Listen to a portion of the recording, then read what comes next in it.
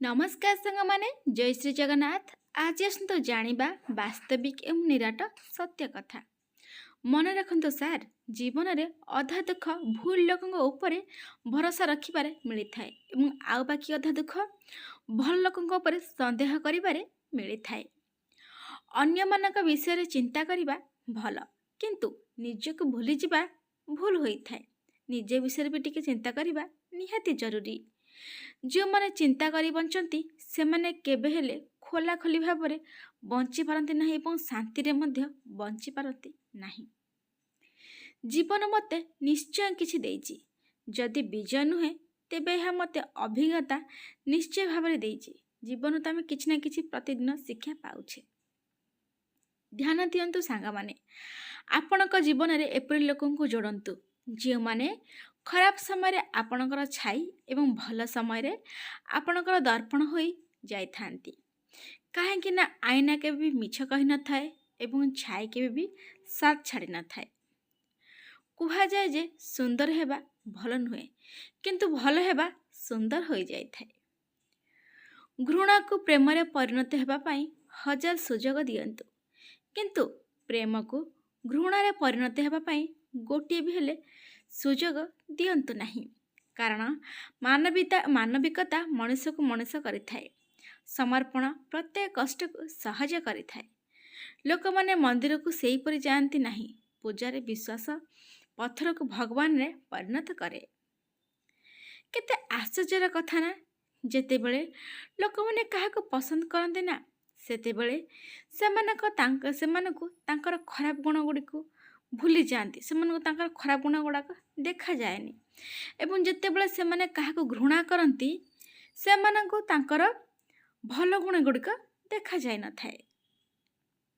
मन रखंतु महाशय, जदि आपण को खोजा पड़े तेबे जो माने चिंता करती से माने को खोजंतु।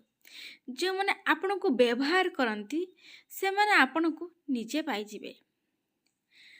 जड़े मनीष सब संकट समय रे किछि ना किछि शिखे, विपत्ति समय रे किछि ना किछि शिखे। खुशी रे तो से तार अतीतर शिक्षा को मध्य भूली जाए, किंतु विपत्ति समय रे मनुष्य किछि ना किछि शिखे।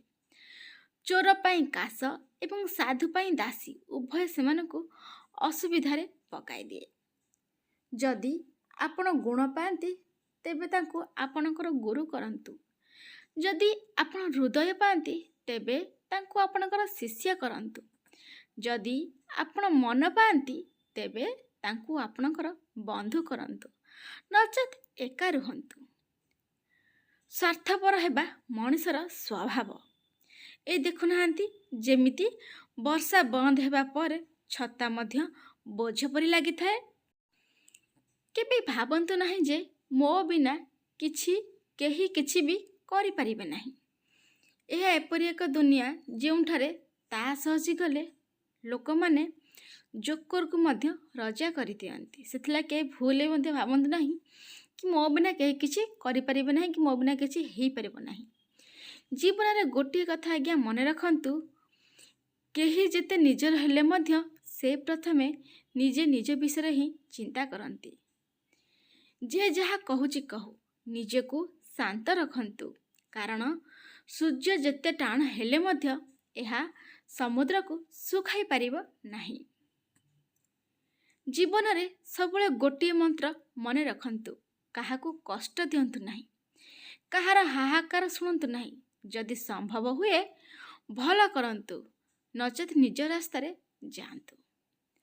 समय एवं पितामाता उभय फेरी आसंती नाही। सर्वदा सेमानको सम्मान करंतु। जीवन रे दुईटी कथा मने रखंतु, स्वाद एवं विवाद दुईटी जाक छाड़ी देबा उचित। स्वाद छाड़िबा द्वारा शरीर पई लाभदायक होइथाय एवं विवाद को छाड़िबा द्वारा संपर्क पई लाभदायक होइथाय। जेतेबेले नदी तार कूल छाड़ी दिए, एहा पत्थर गुड़ी को मध्य भांगी दिए। जदि एक छोट कथा मध्य हृदय को कष्ट दिए बा बिंधाए तेबे यह जीवन पथ मध्य बदलाई दिए।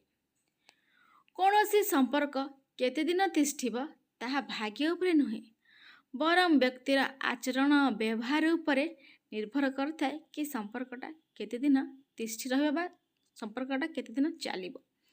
ସତ୍ୟ କଥା, ଯେଉଁମାନଙ୍କର ଜ୍ଞାନ ଅଛି ସେମାନେ କାହିଁକି ଅହଙ୍କାରୀ ହେବେ, ଆଉ ଯେଉଁମାନେ ଅହଙ୍କାରୀ ସେମାନେ କାହିଁକି ଜ୍ଞାନୀ ହେବେ?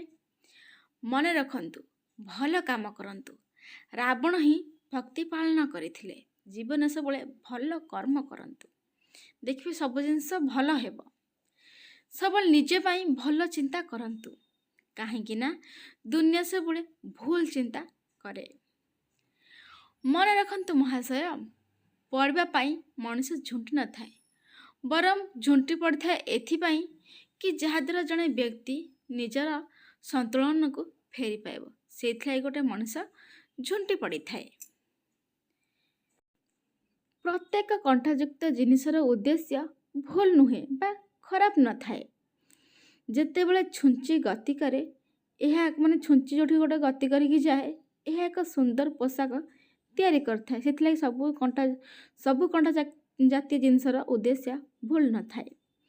ବିଶ୍ୱାସ, ଇଜ୍ଜତ ଏବଂ ଜବାବ, ଏହି ତିନୋଟି ଜିନିଷ ଜୀବନରେ ଠିକ୍ ରହିଲେ ଦୁନିଆ ଆମକୁ ନିଶ୍ଚିନ୍ତ ଭାବରେ ସମ୍ମାନ ଦେବ। ସ୍କୁଲରେ ପରୀକ୍ଷା ଗୁଡ଼ିକ ଦିନେ ଶେଷ ହୋଇଯାଏ, କିନ୍ତୁ ଜୀବନରେ ପରୀକ୍ଷା ଗୁଡ଼ିକ ଜୀବନ ସାରା ଚାଲିଥାଏ। ଆମ ଜୀବନରେ ଏମିତି ଜୀବନର ପରୀକ୍ଷା ଗୁଡ଼ିକ ପ୍ରତି ମୁହୂର୍ତ୍ତରେ ଜୀବନ ସାରା ଚାଲିଥାଏ। ବହୁତ କଷ୍ଟ ଲାଗେ ସେତେବେଳେ ଯେତେବେଳେ ନିଜ ଲୋକମାନେ ବେଇମାନି କରନ୍ତି ଏବଂ ନିଜ ଦୋଷ ସ୍ୱୀକାର କରିବା ପରିବର୍ତ୍ତେ ଓଲଟା ଦୋଷ ଦିଅନ୍ତି। ଜୀବନ ଯୁଦ୍ଧରେ ଜିତିବାର ଏକମାତ୍ର ଚାବିକାଠି ହେଉଛି ନିଜ ଉପରେ ଭରସା ରଖିବା, ବିଶ୍ୱାସ ରଖିବା। ସଫଳତା ପାଇବାକୁ ହେଲେ ସବୁବେଳେ ଆଗକୁ ବଢ଼ିବାକୁ ହୁଏ। ସଫଳ ହେଲା ପରେ ଲୋକ ଆପେ ଆପେ ଆପଣଙ୍କ ପଛରେ ଆସିବେ। ସେଥିଲାଗି ଆପଣ ନିଜ ଲକ୍ଷ୍ୟ ସ୍ତରରେ ଆଗକୁ ବଢ଼ନ୍ତୁ ଏବଂ ସଫଳ ପାଆନ୍ତୁ। ଲୋକ ଆପେ ଆପେ ଆପଣଙ୍କ ପଛରେ ଆସିବେ। ଜୀବନ ହେଉଛି ଏକ ଅଜଣା ପୁସ୍ତକ ଭଳି। ଆଗାମୀ ପୃଷ୍ଠାରେ କ'ଣ ଲେଖା ଅଛି ଏହି ବିଷୟରେ କାହାକୁ ବି ହେଲେ ଜଣା ନଥାଏ। ଜୀବନ ହେଉଛି ସତରେ ଅଜଣା ପୁସ୍ତକ ଭଳି। ସବୁ ଲୋକ ଚନ୍ଦନ ହୋଇନଥାନ୍ତି ଯିଏକି ଆପଣଙ୍କୁ ସୁଗନ୍ଧିତ କରିବେ। କିଛି ଲିମ୍ବ ଗଛ ବି ଅଛନ୍ତି ଯିଏକି ସୁଗନ୍ଧିତ ହୋଇନଥାନ୍ତି, କିନ୍ତୁ ବହୁତ ଭଲ କାମରେ ସେ ଆସିଥାନ୍ତି। ଜୀବନରେ ଯେଉଁମାନେ ଠକାମିର ଶିକାର ହୋଇଥାନ୍ତି ସେମାନେ କେବେ ବି ବୋକା ନୁହନ୍ତି। ସେମାନେ ବିଶ୍ୱାସୀ ହୋଇଥାନ୍ତି, ସରଳୀ ହୋଇଥାନ୍ତି। ଯିଏ ଠକିଥାଏ ସେ ଚତୁର ନୁହେଁ, ସେ ବିଶ୍ୱାସଘାତକ ହୋଇଥାଏ। ଯଦି ଆପଣ କ୍ରୋଧିତ ହୁଅନ୍ତୁ ତେବେ କ୍ରୋଧକୁ ନିୟନ୍ତ୍ରଣ ରଖିବା ଶିଖନ୍ତୁ। ଯଦି ଆପଣ ଭୁଲ କରନ୍ତି ତେବେ ନତମସ୍ତକ ହେବା ଶିଖନ୍ତୁ। ଭୁଲକୁ ସବୁବେଳେ ବିରୋଧ କରନ୍ତୁ। ସେ ନିଜ ଲୋକ ହେଉ କି ପରଲୋକ ହେଉ। ଯିଏ ଯେଉଁ ଭାବରେ ବୁଝେ ତାକୁ ସେଇ ଭାବରେ ବୁଝାନ୍ତୁ। ଏମିତି ନୂଆ ଭିଡ଼ିଓ ଦେଖିବା ପାଇଁ ସାଙ୍ଗମାନେ ଚ୍ୟାନେଲକୁ ସବସ୍କ୍ରାଇବ୍ କରନ୍ତୁ, ଲାଇକ୍ କମେଣ୍ଟ ସେୟାର ବି କରନ୍ତୁ। ସମ୍ପୂର୍ଣ୍ଣ ଭିଡ଼ିଓ ଦେଖିଥିବାରୁ ଆପଣଙ୍କୁ ବହୁତ ବହୁତ ଧନ୍ୟବାଦ। ଆଜି ପାଇଁ ରହିଲି ସାଙ୍ଗମାନେ, ଜୟ ଶ୍ରୀ ଜଗନ୍ନାଥ।